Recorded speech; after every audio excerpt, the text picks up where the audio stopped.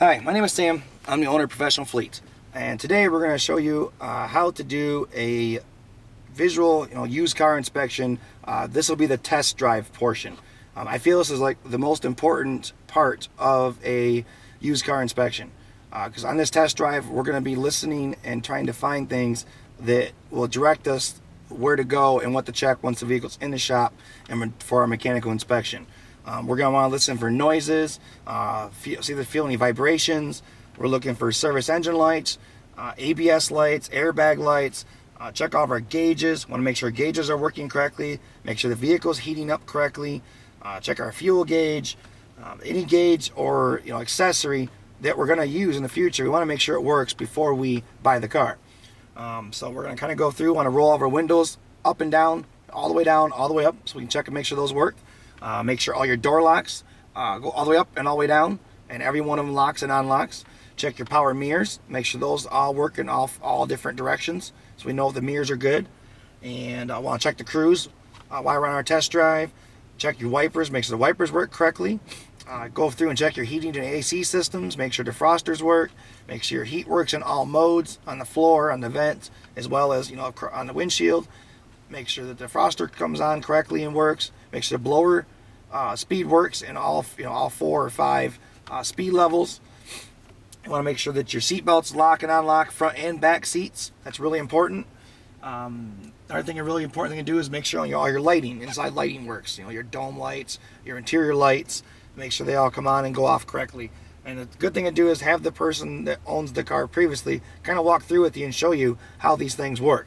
Because trying to figure them out on your own can be quite difficult, and a lot of times you'll bring a car to the shop thinking you have a problem with the car you just purchased, and there's really no problem at all. It's just that you didn't know how to use it, or use whatever accessory it was correctly. So if you can get the owner or previous owner to spend some time with you showing you how these things work, how the accessories work, how to open a trunk or whatever, if you're not sure, that's a really good time to do it. So like I said before, check out your doors, your windows, your locks, your seats. Make sure the horn works, your wipers, your washers, your cruise control, your daytime running lights. Go through and open and close all the doors. Make sure they all open and close properly. Take the lock cylinder or the key you have and make sure it works in your trunk. Make sure it works in all your doors if necessary. Check your little keyless entry. Make sure that opens and closes all your locks and pops your trunk if it has one. And that pretty much covers a good portion of the interior stuff.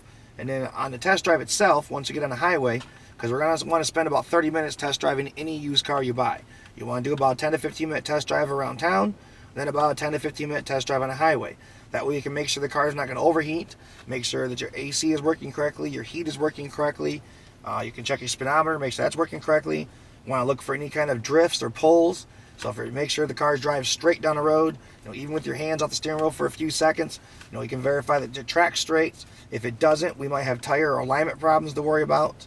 We're going to want to listen for any noises or vibrations or rubbing, anything, exhaust noises, engine noises, any type of a noise that may seem out of place or doesn't seem normal to you, or the kind of abnormal noise. That way when we get it back to the shop and up in the air, we can go through and do a really good in-depth inspection on the vehicle, and it'll kind of key us in on those areas. The test drive itself, a lot of times we can pass or fail a vehicle just on the test drive alone. And so right now we're jumping on the highway. We want to get the vehicle up to speed at 55 to 70 mile an hour and just make sure everything feels right, sounds right. Make sure the transmission shifts correctly. You can downshift it from 3rd back up to 4th. Just make sure everything moves correctly. Check our wipers while we're on the road.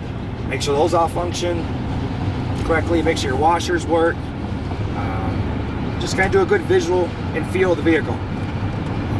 Make sure your seats all go forward and backward. The power seats work. And like I said, we're just looking for any lights that might pop on the dash that may have been erased or removed from the previous owner trying to hide something. So we're just trying to find things that the previous owner may have been trying to hide. And a good 30-minute test drive will usually find anything somebody's trying to hide. And once we get done with that, we'll get it back in the shop, get her up in the air, and do our mechanical inspection.